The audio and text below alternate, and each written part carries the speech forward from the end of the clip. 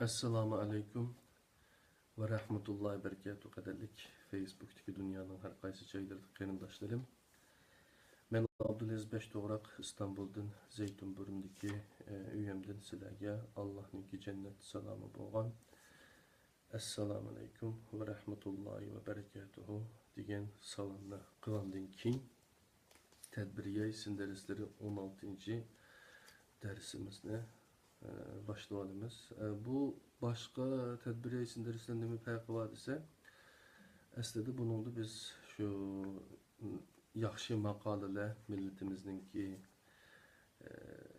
otuda köye pişip otuda köygen suyu da akkan ustazlarının kim yazgan makalelerini okup kelyapmiz. Hemen herkese de hakimizdeki tedbir neşriyatı tarafından neşr kılınan Ayet Baş kitabının tanlangan makale bilen ondan keyin yüzü torda neşr kılgan yine tor kitapları var 7 parça. Aş kitaplardan tanlagan makalelerini okup geldim. Psikolojik uruşqa ait mezmunlar 4 ders. Bunu herkese de hakimiz üzümü paylaştı. Onundan başka dinimizni balalarga qancha yaşta başlap ögetsek yaxşı olur degan maqalama hali yaxşı alqışqa erişdi. Endi bu aşı maqalaning davomı bo'lgan tilimizni to'g'ri qo'g'dab qilish uchun nima qilishimiz kerak degan yangi chiqqan tunurdan yangi chiqqan bir maqala. Aslida buni bilgan ishxonada o'qimoqchi edim. Nima ish qilsanglar bayatimda deb o'tdim. Tosh Muhammad qarindishimiz San Fransisko'daki baş kitaplarının buyurtkan şu Uygur tili izahlık loğutu degan Milletler Neşriyatı'nın 1995 yılında neşr kılıngan 6 tomluk kitap battı. 60 bin söz var içinde. Şunu da bileme. 40 bin ya 60 bin. Ötkende ben şu kitabın ki kiriş sözünü bir okudum. Kiriş sözünü okup bakışımdan ümit kılımen. Şu kitap ne hem de biz 2 kilonu eşip ketkeşke bunu parçalaşa doğru geldi. Biz bunu 12 kitap kılıp parçalap 12 tom cilit dep koyumuz. Ortak Türkçe'de. Cilit zaten nemedin kelgen, Arapçadan kelgen bir söz. 16 tom. Yani 16 tane tom. Şu başka bu kitaplarımı şu keş tarafta ben keşte aldım. Kulağımda silvetime inşallah. Yani Uygur tilinin bir gazinesi hem de şu. Hem de Türkçe'de 140 bin söz var dep anladım. 140 bin o değil mi? 140 bin söz. Bizim aşı logatta 60 bin söz var deydi. Belki 10 bin sözünü almagan olsa 70 bin söz var deydi. Belki onu olmayacak buluşu mümkün. Ama şu 60 bin sözünü 140 bin sözüge qandaq tercüme qilish, 140 bin sözünü 60 bin söz bilen qandaq ifadeleş bu bir mesele. Türk tilinin teraqqiyatı nayeti tiz ketip barıdı, nayeti canlıq tiz qabul qılıdı. Hem özününki qadimi yıldızı olgan Uygur tiliğime nayeti ehmiyet verildi arkadaşlar. Hem de biz erkinkam, herkese de akımızda Allah razı olsun. Tilimizni to'g'ri saqlab qilish haqida degan maqolani o'qiylik. Biz zaten nima qilishimiz kerak? Vatanimiz qo'ldan ketdi. Tilimizni bular endi qo'ldan asosan ketdi desek bo'lmaydi. Tilimizni mo yulib olmoqchimiz shu. Biz buni qo'g'dab qilishni qanday qilamiz degan masalani erkese de akımız burunlam o'ylashgan. Her qıtımlıq Uygur Akademisi'ninki ana tilini qoğdaş bayramı da Dünya Ana Til Bayrami, Ana Til Günü 2. ayının 21. günü onun tarixini izinip baksanlar buludu. Bunu şu Rohingya yani şu Arakan'daki qeyrindaşlarımız keçip bağan Bangladeş Bengal'daki şu ana tilini qoğdap qilish üçün qılıngan bir namayişte kurban bolgan bir qancha şehit var. Şu şehitninki namını nima qilish uchun, şehitni xotirlash uchun, ana til uchun şehit bo'lganlarni xotirlash uchun dunyoda 2. ayının 21. günü Dünya Ana Til Günü deb nima qilindi, tabriklanadi. Şu vaqtda biz Uygur Akademisi 7 yılının yankısı 8. yıl qadam qo'ydik. 2009 yılı kurulduk. 9 yigit tarafından. Davamlaşıp kelayotgan ana til faaliyetimizde 21 silahı to'g'ri keladigan 21 fevralga Şubatga to'g'ri keladigan shu yakshanba kuni biz faoliyat olib kelyapmiz, qadrli qarindoshlar. Shu yerda har qatimliq faoliyatimizga Erkin Sidiq akamiz o'zi yozgan tabriknomalari o'qilib o'tildi. Hem ana til to'g'riliq har xil munozaralar, dokladlar berildi. Hakikaten o çağlarda şu faaliyetlerimiz benim yeterlik emas edi. Hazır kelgan vaqtimizda 9. ayning 1. gündən tartib vatanimizda ana tilimizga en çok zarba urildi. Yani şu hüccet düşürülüp başlangıçtan tartib hatta yesliden tartib hatta ana tilini öğretmeslik, taktil yani Xanzu tilide arkalık terbiyeleş bir zerbisi buladı da kadarlı arkadaşlar. Hoşumuzu tatmasak olmaydı. Vatandakiler belki yutulup ketken narseninki kıymeti şunca eşimi mümkün. Ama halkımız qanday taqabul turdi onu bilmeyme. Ama chet eldeki qarindoshlarimiz şu degan vaqtimizda beşimizga dangday bulqu bilan urdigan bir sual. Yani biz ana tilimizde qanday qo'llaymiz? Yani ana tilimizde maqolaning temasiga diqqat qilsanglar, ana tilimizni to'g'ri saqlab qilish haqida bo'ladi. İnşallah ertesi akşam bundan vaqtlarda biz seferinin tayyorligi yana Amerikadagi Drexel Üniversitesi bilan Uyg'ur Akademiyasi birleşip açılgan 8. oktyabrdagi Ma'arif yani Uyg'ur Ma'arifi, Ma'arif ve diasporadaki yani muhaciretdeki Uyg'urlar to'g'riliq ana tilimizni cho'rdigan holatda ana tilni qanday saqlab qolish masalasi muhokama qilinadi ve bütün dünyadaki Uygurlarınki Uygur cemiyetlerinin qanday qo'llab qilish tecrübelerimi aşağıda sözlünüp ütülüdü. İnşallah aşağıda naq meydandan taqtadasak texmi yaxşı bo'lmasa şu yerdeki qarindoshlarning yardımı bilen onu kameraga elib yani sin arxivini saqlab akademiyning to'g'ri ishlab qo'yib etimiz jinim do'stlarim. Qananda olsa tedbiriyay sin dersleri 16. dersimizde ana tilimizni to'g'ri saqlab qilish haqida Doktor Erkin Sidiqning yazmasıga öteyli jinim do'stlarim. Ondan başka Uyg'ur Ma'arif, Uyg'ur aile ma'arifi qo'llanmalari Abduveli Ayub başlıqidagi yigitlerimiz, qarindoshlarimiz Elifba degan bir kitobni tuzdi. Bu kitap Siyer Neşriyatı tarafından neşr qilindi. Bununki aldıda çıkarılan kitap Tedbir Neşriyat tarafından neşr qilingan. Onu başka Nebican Erla degan qarindoshimiz mablag' soldi. Biz bununki resmiyetlerini ütüdük, çıkardık. O kitabını yaxşı taqaldı. Ondan keyin bu kitap Siyer Neşriyat tarafından Siret Ösmürler Neşriyat tarafından neşr qilindi. Bununla mablag' solgan Abdülkerim qarindishimizdan Allah razı olsun. Yazgan Abdüveli Ayub dostumdun mu? Allah razı olsun. Rahmet sana. İnşallah iki dünyalık bir hizmet, salihat kılgınını tebrikleymen. Allah razı olsun. Tilimizde to'g'ri saqlab qilish haqida Erkin Sidiq 2017 yılı 27 sentabrda yazgan bir makale. Bu yıl 9. ayının 1. gündən başlap Uyghur tilinin Uyghur diyarındaki barlıq başlangıç ve o'rta mekteplerde o'qitish tili sifatida ishlatilişi amaldan qoldirildi. Shuningdan keyin chet eldagi bir qism Uyg'ur ziyolilar o'zdir va boshqalardan Uyg'ur tili duch kelgan xirisga qarata biz qanday qilishimiz kerak, qanday tadbir elib berishimiz kerak degan savolni so'rab, hozirgidek bir foydasiz sharoitda ana tilimizni saqlab qolishning unumli usul tadbirlari ustida izlanishga boshladi. Ana til bir millatning milliy mavjudligini belgilaydigan en muhim amillarning biri bo'lib, men ana tilimizni qo'g'dab qilish masalasi ustida izlanayotgani ve kalem tevritvatqılı xeli uzun boldu. Men bu vaqtda tayyorlagan eng oxirgi maqolaning temisi balalarga dinni qancha yoshdan boshlab o'rgatsak eng muvofiq.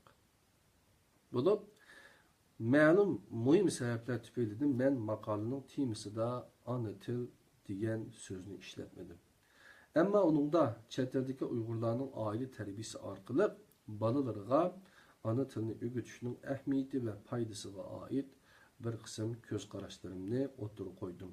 Shundaqla balaga 2 yoki uningdan ko'p tilni o'rgatishning foydasi hamda balalarga ana til, boshqa til va din o'rgatishning eng muvofiq yeshi jihatdagi bir qism ilmiy bayqashlar va ilmiy qarashlarni bayon qilib o'tdim. Chet elda yashayotgan balalarga ana tilni o'rgatish tilimizni qo'g'dab qilishdagi eng muhim choralarning biri.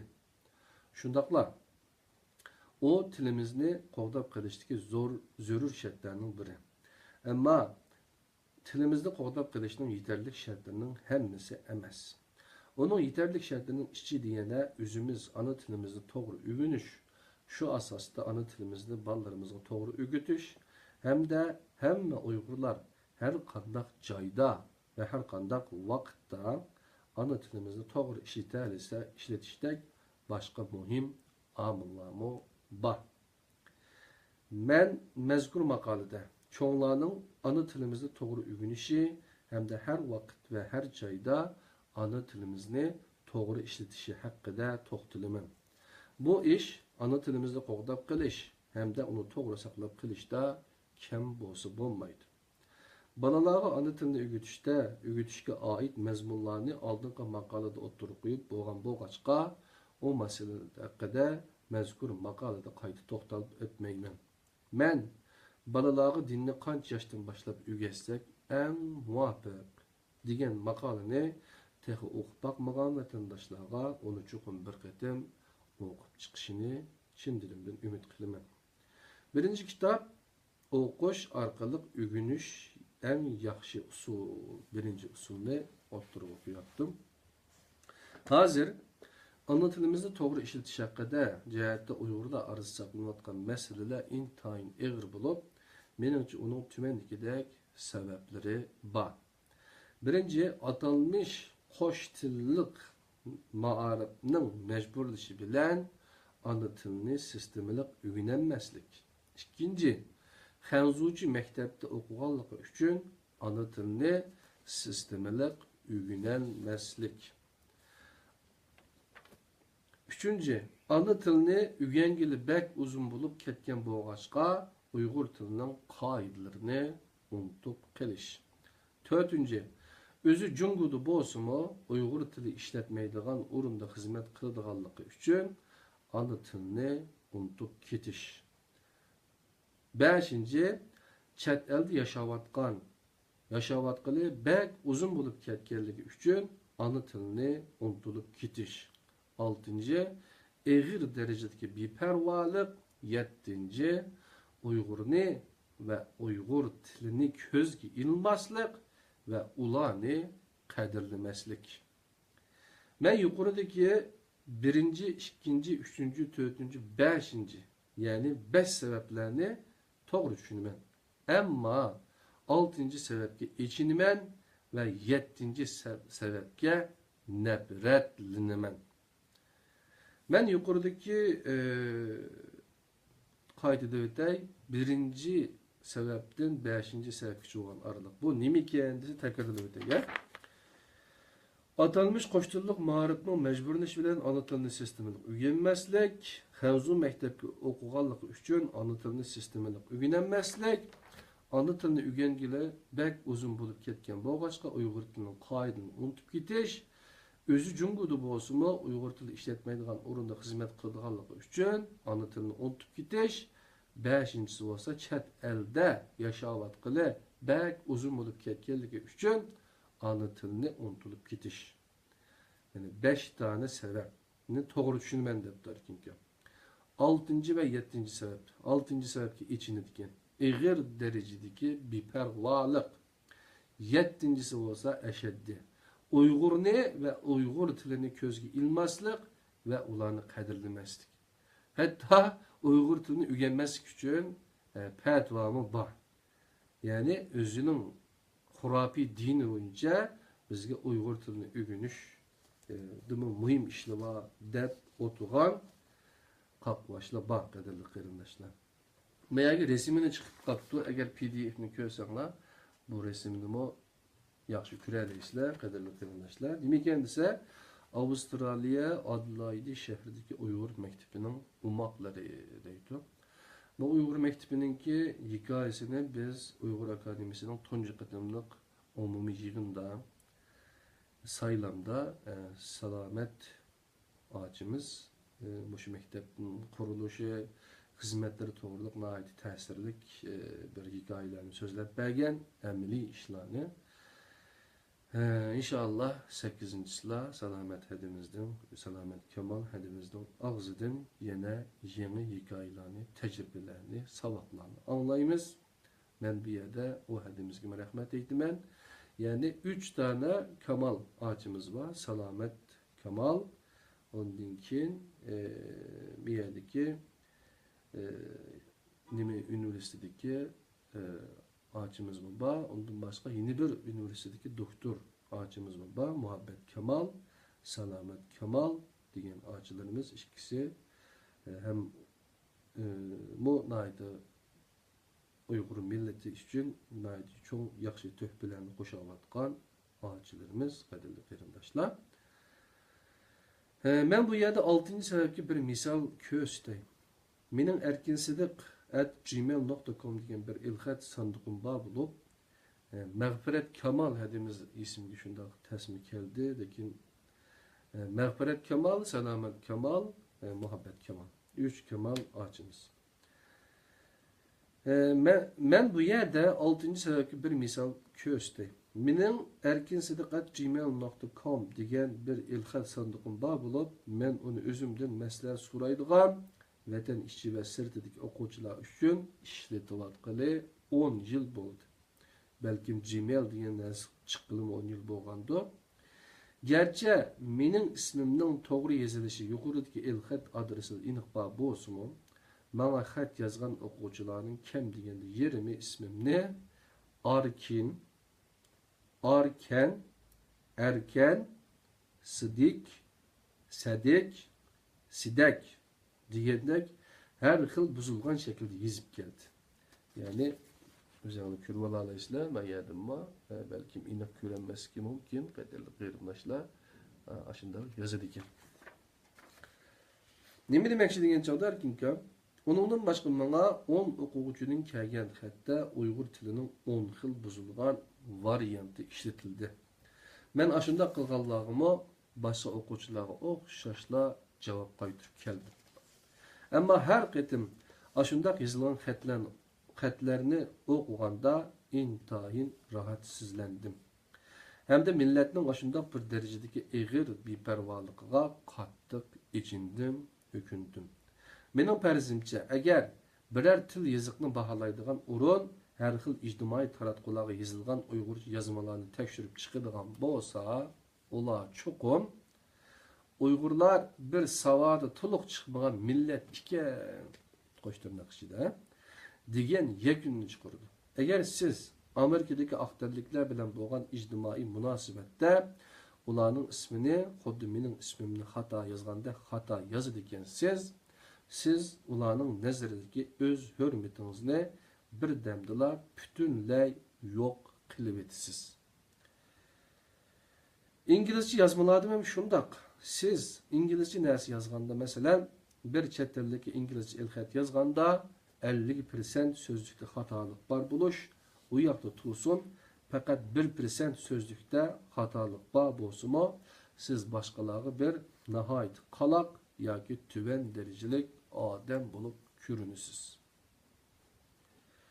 Uyg'urcha narsa yozganda beparvolik bilan Uyg'ur tilini xato ishlatish tilimizni hurmatlamaslik va qadrlamaslikning bir xil ifodasi. O yana millatni hurmatlamaslik bo'lib hisoblanadi. Agar biz o'z millatimizni o'zimiz hurmatlamasak, öz milletimizni özümüz qadirlamasak, başqalardan Uyg'urlarni hurmatlash to'g'risida nimani kutalaymiz? Yahudilar, Yaponlar ve Germanlar öz milletini başka milletten köp üstün koyudu. Özlerini başka hiç kimge ten kılmaydı. Şundaq boğaçqı ular bilen münasibet elip bardıgan başka millet kişileri nihayeti ihtiyatçılık bilen iş elip bardı. Öyde izzetlenmegen bala sırtta harlanıdı. Eğer biz öz üzümüzü hürmetlemisek ve kadirlemisek, başkalar tarafından közge ilinanmaymiz. Yukarıdaki 7. sebep boyunca iş kılıdan kişilerinin tutkan yolunu ularning insonlik sufiti va Uyg'urga mos kelmaydigan xarakteri belgilagan bo'lib, men ular haqida buningdan ortiq to'xtalishni xohlamayman. Ammo mening bu yerda oldingi 5 sabab tufaylidan Uyg'ur tilining to'g'ri qo'llanmayotgan vatandoshlarga yana bir qancha eg'iz gap qilg'um bor. Mening mo'lcharimcha her bir adamning unumli o'rganadigan vaqti o'tir hisob bilan 50 yildan oshadi. Agar siz shu 50 yilning har bir yilida bir narsani qo'shimcha qilib o'rganib mangsangiz, ömrünüzde intayin köp narsalarni o'rganib tugutalaysiz. Bir qism narsalarni chuqum bir maktabga sistemalik o'rganmasa o'rganib olish tasga to'xtaydi. Masalan, men hozir shug'ullanayotgan optika texnologiyasi kasbi. Ama yana bir qism narsalarni ishdan sirtqi vaqtlarda o'zligidan o'rganib bo'ladi. Til maktabda o'qimay o'zligidan o'rganib bo'ladi. Til maktabda o'qimay o'zligidan o'rganib bo'ladigan narsalarning biri. Men boshlang'ich 1-sinfdan tortib yangi yezikda o'qigan.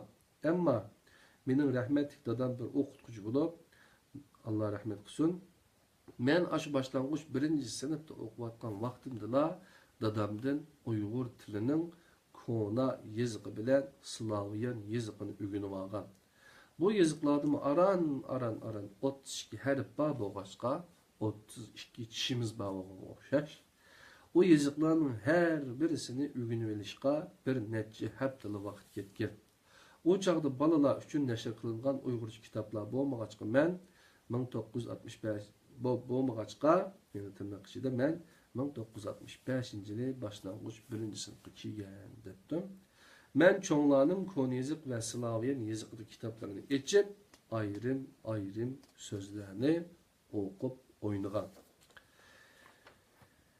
Yeziqqa qayta tarbiyaga tushgan vaqtimda Uyg'urcha xanzucha lug'at bo'lmag'achqa bizga haqsiz tarqitiladigan mavzuning asarlaridan tanlanmalar degan kitobning Uyg'urchasi bilan xanzuchisini yenimda saqlab, ularni bir-biriga selishtirib yurib, o'zligimdan xanzu tilini o'rgangan. Men ingliz tili bilan yapon tilini dastlabida butunlay o'rgangan. Ingliz tilida bir mavsum va yapon tilida yarim yil maxsus til kursida o'qidim. Ashundaq asosimga tayanib, Yaponda va Amerikadagi ilmiy faoliyatlarimni elib bordim. Hozirmi Amerikada shundaq qilmoqdaman. Men 1971-yildan 76-yilgacha, ya'ni erkin sidiq akimiz demakchi o'zini, o'rta maktabda Uyg'ur tilini sistemalik o'rgangan. Men hozir bor bo'lgan Uyg'ur tili asosan ana shu chaqdan kelgan bo'lib, 1976-yildan keyin Uyg'ur tili haqida biror dars elib boqmadim.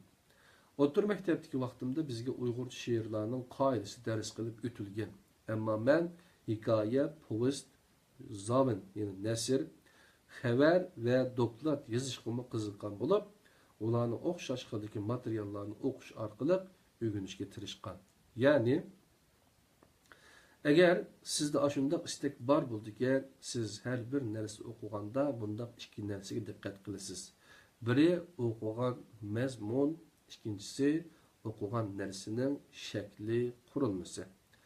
Voqealarning bayon qilish uslubi, işletilgen sözleri ve til, edebiyat qoidasi qatorliqlar. Hikoya o'qish orqali hikoya yozalaydigan bo'lg'ili bo'ladi. Xabar o'qish orqali xabar yozalaydigan bo'lg'ili bo'ladi. Maqola o'qish orqali maqola yozalaydigan bo'lg'ili bo'ladi. Uyg'urcha kitoblarni ko'p o'qish orqali Uyg'ur tilining grammatik qoidalarini ve sözlerinin tüzülüşlerini toğra öğünüp ağılı buludu. Bundaq işlarga mektepke kirip okuş ketmeydi. Belki onunla istek, irade ve tirişçanlık ketidi. Bir narsa o'qiganda hem mazmunga diqqat qilish, hem til qoidasiga diqqat qilishga to'g'ri keladi. Shuningdek, men Uyg'ur tilini to'g'ri ishlatmaslikning yuqoridagi birdan tortib 5 kichik sabablardan kelib chiqqan ojizlikni butunlay to'liqlab bo'ladi deb o'ylayman. Uyg'urni suydigan kishi Uyg'ur tilini suyishi kerak. Uyg'ur tilini to'g'ri ishlatishni o'rganib olish kerak. Agar siz Uyg'urcha bir narsani yozadigan biri bo'lsangiz, yoki Uyg'urcha xat, maqola yoki boshqa bir xil adabiy asar yozishni o'rganib olishni istaydigan biri bo'lsangiz, chuqur 6 oy, 1 yil yoki 2 yil vaqt chiqarib, kitob o'qish orqali Uyg'ur tilining qoidalarini o'zingizga yetgudak darajada o'rganib qo'ying. Biz shunda qilish orqali ona tilimizni qo'g'dab qola olamiz. Shunda qilish orqali ona tilimizni to'g'ri saqlab qola olamiz. Boshqalar oldida bir mukammal xos tilga ega madaniyatlik millat bo'lib ko'rina olamiz. Men yaqinda Uyg'urcha barmoq vazinlik she'r yozish qoidasi haqidagi tushuncham degan bir temada bir yozma tayyorlab, uningda ashundaq she'rlarning qoidasi haqidagi o'z tushunchalarimni bayon qilib o'tdim. She'riyat ishlariga qiziqadigan vatandoshlar yoki Uyg'urcha she'r havaskorlari uni bir qatam o'qib boqsangiz bo'ladi. Ilova, men hozir bir dangliq zotning leksiyalarini anglayotgan bo'lib, men yaqinda anglagan bir leksiyada umundaq dedi. Tarixda yasalgan eng ko'rkam binolar diniy binolardir. Ular dindar kishilar uchun yasalgan bo'lib, ular Xudoning irodasini namoyon qiladi deb qaraladi. Ko'rkamlikda ikkinchi o'rin turadigan binolar amaldorlar uchun silingan binolar bo'lib, ularni podshohlar ishlatgan. Keyincha insonlarning jamiyatlashishiga ergishib, savdo binolari vujudga kelgan. Binolarga tarixdagi vaqtlar, voqealar, narsalar xotirlangan bo'ladi. Binolar bir davlatning 3-chi tili bo'lib hisoblanadi. Ya'ni davlatning 1-chi tili kishilarning so'zlash uchun ishlatiladigan til, 2-chi tili bo'lsa bir davlat xalqi ishlatadigan yoziq. 3-chi tili bo'lsa binolar bo'lib, 4-chi tili bo'lsa bizning sizning yemekliklarimiz bo'ladi. Şu kitap o'qish orqali o'rganish eng yaxshi usul degan birinchi usul tugadi qadrli qarindoshlar. Endi ikkinchi usulda chet eldagilar uchun Uyg'urcha kitob material manbalaridan qandoqlari bor degan mazmun. Hozir chet eldagi Uyg'urlarning vatan bilan bo'lgan aloqasi butunlay uzilib qo'yilgan bo'lg'achqa, hozircha vatandan Uyg'urcha kitob keltirish asosan mumkin emas. Ammo Turkiyadagi Uyg'urcha kitobxonalarning xili ko'p kitoblarni sotib olg'ili bo'ladi. Uningdan boshqa hozir bir qancha Uyg'ur torbetlarida Uyg'urcha jurnal va Uyg'urcha el-kitob PDF nusxalari bor. Shundaqla bir qism o't yurak vatandoshlar chet eldagilar uchun ovozli kitob omborlarini qurib chiqdi. Uyg'urcha material ko'rish orqali ona tilini to'g'rilamoqchi yoki pishiqlamoqchi bo'lgan vatandoshlar ashundaq manbalardan foydalansalar bo'ladi. Tuvandagisi Uyg'urish torbatlarining bu qatim mening esim kelganlari bo'lib, u bir mukammal tizimlik emas. Tushib qolgan torbatlarini o'qirmanlarning mazkur yozmaning ostiga inkos yozib, menga va boshqa o'qirmanlarga bildirib qo'yishini o'tinib so'rayman. Men mush fursatdan foydalanib, o'zlarining vaqti, puli va zehnini sarf qilib, millat uchun tuvandagi torbatlarini yasab chiqqan qarindoshlarning hammasiga chin dilimdan rahmat aytaman. Birinchisi Oltin o'q tor kitob ombiri. Oltin o'q tor kitob ombiri kimning desanglar, hozir 85 yoshga kelgan bo'lishi mumkin. G'ulomidin Paxta degan Nyu-Yorkda yashaydi. Uyg'ur akademiyasining oldingi yilidagi faoliyatlariga qatilgan, meningmo ilmining zakitini berganlar degan yurishlik programida birinchisi, ikkinchisi deyman. Shu G'ulomidin Paxta akamizni ziyorat qilgandim. Anglab baxshinglarni, tinglab baxshinglarni chin dilimdan umid qilaman. İkincisi El-Kitap Ambiri.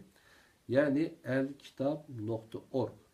Yani altınok.com degende www.altınok yani ok.com.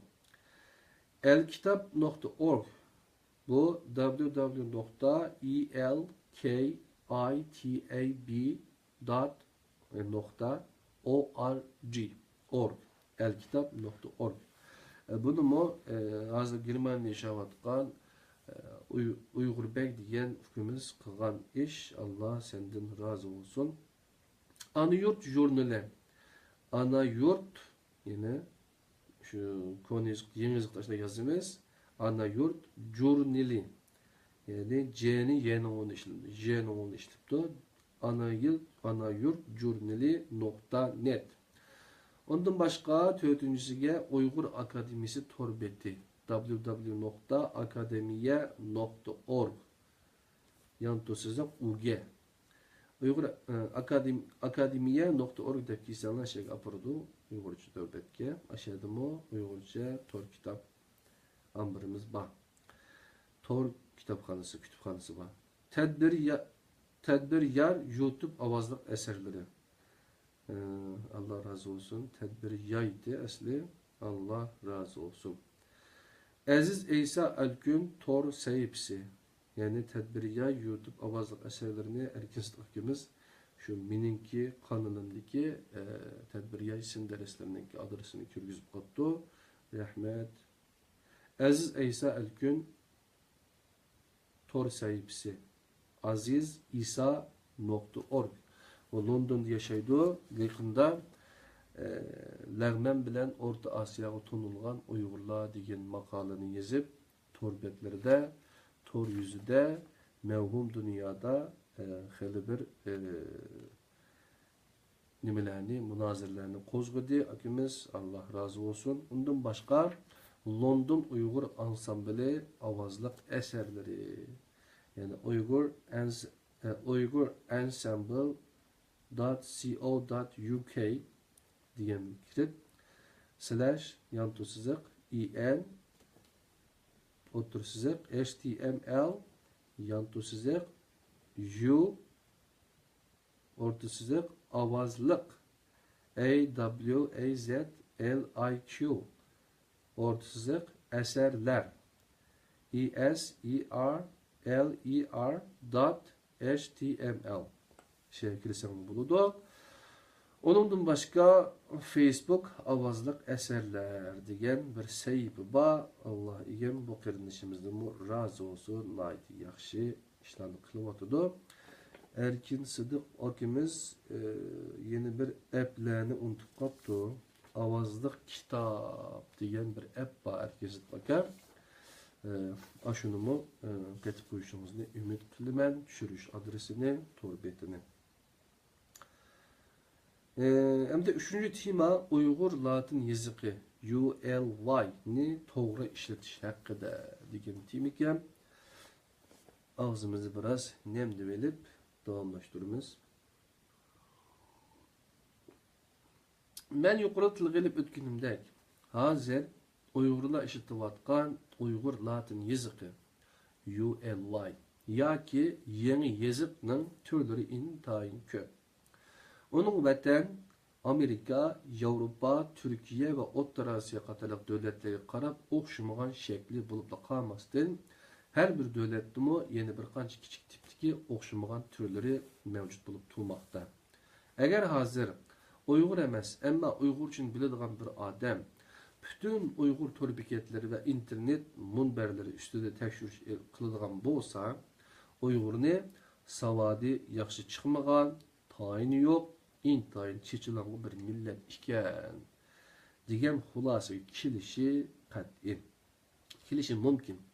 Bu bir intayin etiniş ahval bulup, o her bir Uygur'un dikkatini kozguş gerek. Yurtumuzdaki bir kısım til mutaxassisleri ve ot yürek yaşlar 2000 yıllarının 5'ideki 4-5 yıl vakt içinde ilmi münazire, muzakere yürgüzüş ve izdiniş arkalık ULY yazıqını birlikki keltürüş məqsədində ULY-ni, yəni ULY. Yani Uyghur Latin yazıqı. Ne? Barlıqı keltiydi. Qısqartılması bu qadarlı qarindoshlar. Men bu ULY to'g'risida, ya'ni ULY to'g'risida kam deganda bundaq ikki alaylik borligini his qildim. Birinchi, uni ingliz tilida so'zlashadigan hamma millatlar shu peticha o'qiy oladi. Masalan, Chimengul bilan Jimengulni ingliz tilidagilar to'g'ri o'qiy olmaydi. Ammo Chimengulni o'qiy oladi. Hamda tiz yozishga to'g'ri kelganda chet eldagi o'lchamli kompyuterning hammasida cheksiz harflar bilan tiz surati yozg'ili bo'ladi. Bir qism o't yurak, ikkinchi, bir qism o't yurak Uyg'ur yoshlari xolis ishlash orqali bir xildagi yumshoq detalni ishlab chiqqan bo'lib, uni ishlatish orqali bir ULY va yoki UEY dagi hujjatlarni öz ara aylandırılı buludu. Mesela hazır çeteldeki Uyghur torbetlerining ichida tuvandagi ikki torbetida ashundaq yumshoq detal bor bo'lib, uni o'zingizning kompyuterga haqsiz tushirib qachila olasiz. Masalan, www.yulgun.com yulgunni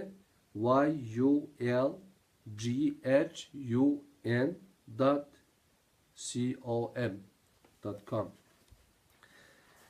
Öndeki Kenji Soft, yani Mehmet Doktor Kenji hakimiz Yaponiye'de turdu. Yulgun toruniki Amerika'da bu bizim Uyghur Akademisi'nin yığınıga Muhammed Abdullah kardeşimiz bir keldi ketildi. Doktor Muhammed Abdullah. Ondan başka ilminin zakitini belirlediğin programımda, televizyon programımda ziyaret kılgan sin arxivimiz var. Şunu görüp baksanlar buludu. Yani Uyghur tilinin, Uyghur medeniyetinin, Uyghur yazıqının sallık ambada saklanış meselesi doğruluk bir doklat verdi. Yani rakamlık dünyada.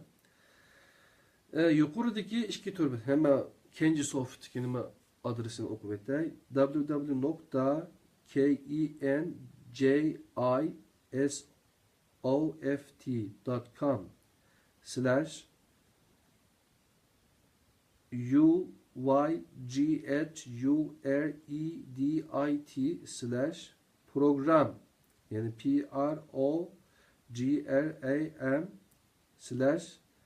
program/uyghuredit.zip yani uyghuredit.zip. Yukarıdaki iki torbeti de mümkün olsa erkinka mişege aşbayatlıkı torbetlerinin hemmisinin jan tarafiga QR kodunu çaplı verseniz aşağıya inşallah bunu hak telefonu söylenler derhallamış yerge baralaydıgan buludu. Yukarıdaki iki torbeti de Uygur için öz içine algan her xil tilla oturuşki logatın bağ bulup onu bu yerini tapalaysız. Yulgun torununki kirsanlı ba dikt.yulgun.com. Ondan bakın Kenji Soft / yantu sızık JUDICT. Men chet elde okugan Uygur tilşünaslıqıda bilimi ba, emma yurtumuzdaki ULY toğrusunda karar eliş ceryanıga qatnaşa almagan Uygur ziyalarının hazırca ULY kararını boysunuşunu öz aldığı ayrım tüzüp çıkıp işletmesliğe tavsiye kılımın. Onda kılmaydıkensiz biz Uygur işlerini ilgili sürgüç emez, onu buzguç bulup kalımız. Biz baş katırmasak bombaydıgan, köngül bölmesek bombaydıgan, izlenmesek bombaydıgan nurgun, muhim ve ciddi işler var. Uygur bilim ilgilerinden öz bilimini işletileydigan ve işletişke tegişlik işler ve sorular intayın köp. Emma menimce yeni bir ULY'ni oturgu çıkırış onun biri bolması gerek. Bir qatim karar kılınıp bolgan işini chet eldekiler öz aldığı ayrım kayıtı muzakire ve karar kılışının hiç zürürütü yok. Bir iş toğrusunda ahir üzülmeydiğen münazire ve muzakire kılış biz Uygurlar için intayın faydasız. Şoňa men hemme adamning Uygurning tüp menfaatini közde tutup, yeni ýazykda tüzülgen tor beketlerinde ve çeteldeki Uygurlar oturusidagi öz ara alakada bir tutaş ULY'ni işletişini teşebbüs kılıman. Millet üçün yaxşı iş qılıp bir işini işləydigan her bir adam üçün hamda kelgüsüde çoňrak işlarni qilishni nişanlagan her bir yaş üçün ULY'dek 32 harflik yazıqni ügünüp biliş hiç qancha iş emas. O bir kişinin kolga keltirgen çoğ neticesi bolup mu hesaplanmaydı. Belki hazırkı zamanda Uygur tili UEY ve ULY ne puxta biliş hamda ularni to'g'ri ishlatish o'zini millatparvar hisoblaydigan har bir Uyg'urning qilishga tegishli majburiyatidir.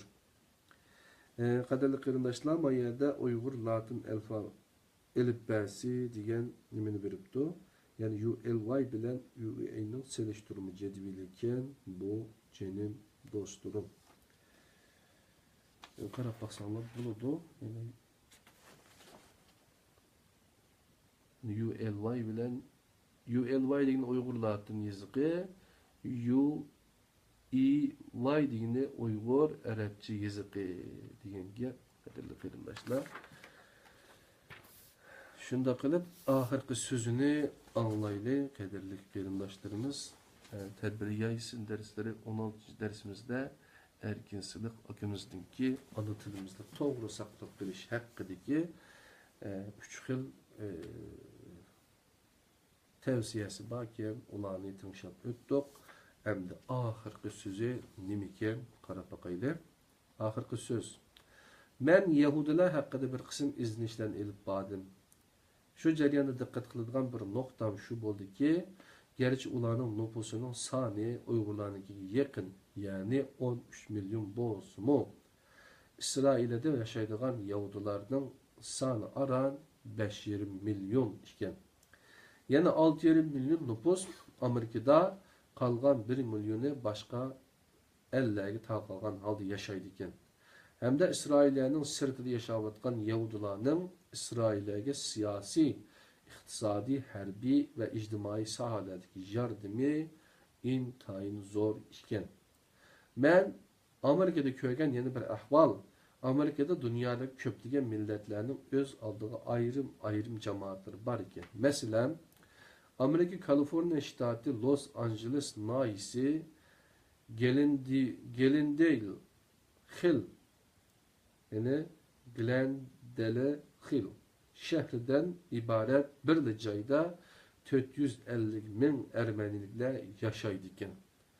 Amerikadaki köplügen çoğ şehirlerde Hanzula mahallesi yoki Hanzula şehirleri bar bulup Amerikada hazır 4 milyondan 6 milyongacha Hanzula Xitoylar yaşaydı. Hazır Amerikada yaşayotgan Uyg'urlarning soni mening mo'lcharimcha 5 mingdan 7 minggacha bo'lishi mumkin. Men buningdan 10 necha yilning oldida bir qism nüfusning chet ellarda yashashining ahamiyatini tushunib yetib, yozgan maqolalarida imkoniyati yer beradigan Uyg'urlarning chet ellarga chiqib ketishini tashabbus qildim. Birer milyon Uyg'urning chet elda yashashining millet üçün zor stratejik ahamiyati bor deb her xil so'rinlarni so'zlab yurdim. Agar men bir top chorvachining egisi bo'lsam, o chorvalar ustidagi hukmronlik huquqimni to'liq saqlab minish uchun yoki ularni bir qo'tanga so'lab qo'yman, yoki bo'lmasa ularni bog'lab qo'yman. Uyg'urlar bo'ri mijoz millat bo'lib, erkin yashashga odatlangan hamda har vaqt erkin yashashni istaydi. Ular yaqinki 60-70 yillik vaqt ichida erkinlikka nihoyatim intizor bo'lib keldi. Şoňlaşqa 2016 yılının 5'ida Uygur diyarida Uygurlarga pasport berişni asonlashtirish siyosati yo'lga qo'yilganda men yaqinlarimga bu yaqinqi bir asrning mobaynida Uygurlarning beshiga kelgan eng cho'ng omad bo'ldi deb yurgan.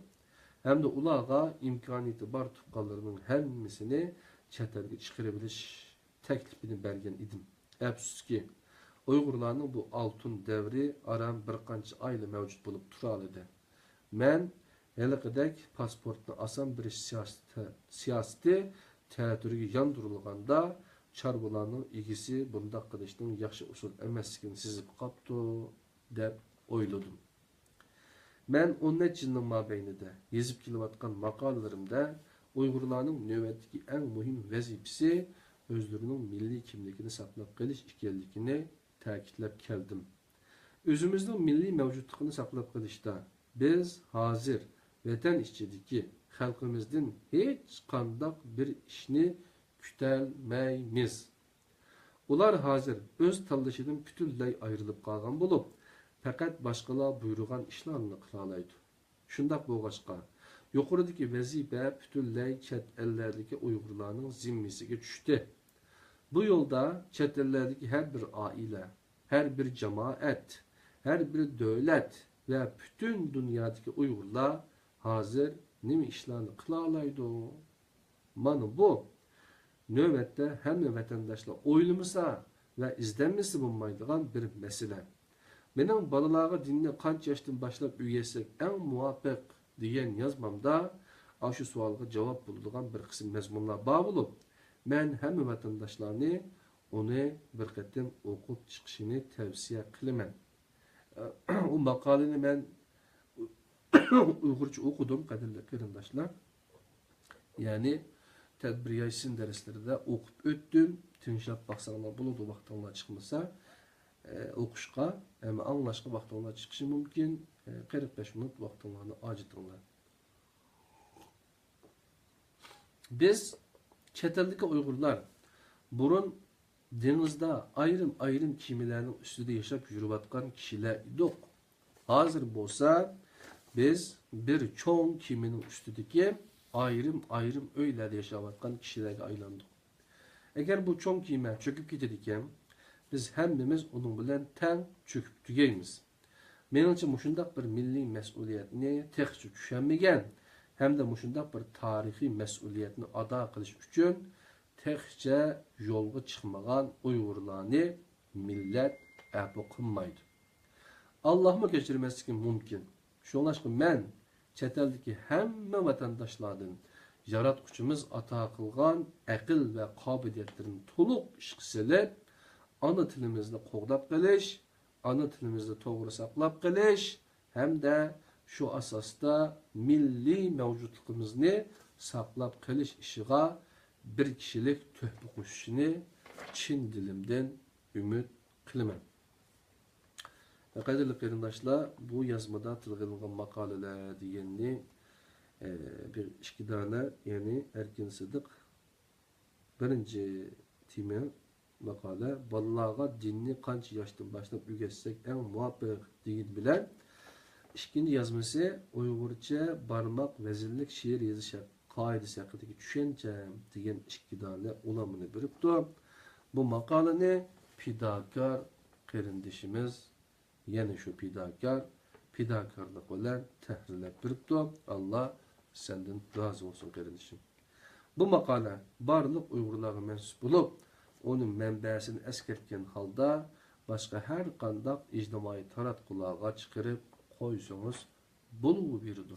Qadrli qarindoshlar, anda bo'lsa men buni o'qib o'tdim. O'qish uchun bo'lsa-mu vaqtim hamda ishxonada 10 minut vaqtimiz ketdi. Yana muvaffaqiyat bo'lmadi, lekin o'sha yerda muhim mazmunlar bor. Ya'ni şu Uyghur tilininki izohliq imlo lug'ati degan 12 kitap aldı bu qo'yib turib, Erkin akimizning tadbir nashriyatini nashr qilgan 7 kitobi, uningdan keyin tor kitobi va 7 qismli biz besib chiqargan digital baskı deb qo'yilib turishida, ya'ni raqamlik basmasini oldimizga qo'yib turib, uningdan keyin 13 kitap o'rtasida o'ng tarafida Qur'oni Karim, ya'ni izohliq Enes Alim Ustaz'ınki 15 yıl mehnat qilib Uyghur tilida tarjima qilib izohlab chiqqan Qur'oni Karimninki tarjimasi deganda kitoblar bor, qadrli qarindoshlar. Uning atrofida boshqa kitoblar hozirma ko'z oldimda shu manzara. Erta u kitobni selib etaman San Fransiskoga. Yine başka aş kitapni alımız degan qarindoshlar bolsa, tadbiriyay kitaplarını bütün dünyaya taqtıvatımız, Uyghur tilida yazılgan eserler. Qadirli qarindoshlar, meyli özümüzün tadbir nashriyatida nashr qilingan bolsun, ya bo'lmasa vatanda nashr qilinib PDF yani el kitap nusxasini tapqan har qanday qarindoshlar bolsun, her qanday bir kitapni bastırmoqchi bolsangiz, men shu kitapni bastırib sizga xalqaro pochtadan uyingizning oldida oladiganga tayyorlab beraman qadirli qarindoshlar. Uningga xotirjam bo'linglar.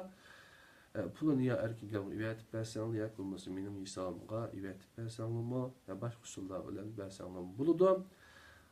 12 kitap, yani Uyghur tilinin izohliq lug'ati 12 kitap, 5980 betlik bir kitap qadirli qarindoshlar. 12 cilit qilib tayyorladik. Aslida 6 cilit pochtada bo'lashqa yaxshi bo'lmaydi ekan deb 12 cilit qildik. Buni muqovasımlar chiroyli layladik. $310 dünyanın her qandaq yeriga 12 bo'la qilib salimiz. Agar onunla qo'shib Erkin Sidiq akamizningki 7 tor kitobi, ama şu dijital baskı, raqamlik basması ve tadbir nashriyatının nashr qilingan, yani şu nima kitap, yani şu 7 qismlik tadbir nashriyatini chiqargan odatlar, şu normal kitap hem de şu kitaplarni birlikte setib olsanglar, undan keyin Abdulla Ayubninki Uyg'ur aile ma'rif qo'llanmalari degan to'g'richa turdagi ilibba, yangi chiqqan bir ilibba. Bunu bu ilibbani mo setib olsanglar, qadirli qarindoshlar, nihoyatda yaxshi, meni ko'paydigan harflar deb qarasanglar, 32 harfni ashu daraxtniki g'azonlarga yezibdi, chizibdi. Muqovasimi shunday chiroyli laylangan bir muqova qadirli qarindoshlar. Bu kitobniki ichimi bek sifatlik, yaxshi nima qilingan.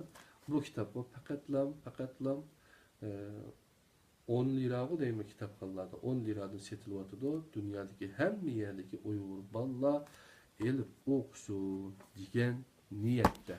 Bunun aldığı nashr qilingan kitap 20 liraga tushibdi. Hozir burun 30 liradan chiqargan. Onu mo kitapxonlarni setib olsanglar, mendan talab qilsanglar, men mo ivetib beraman.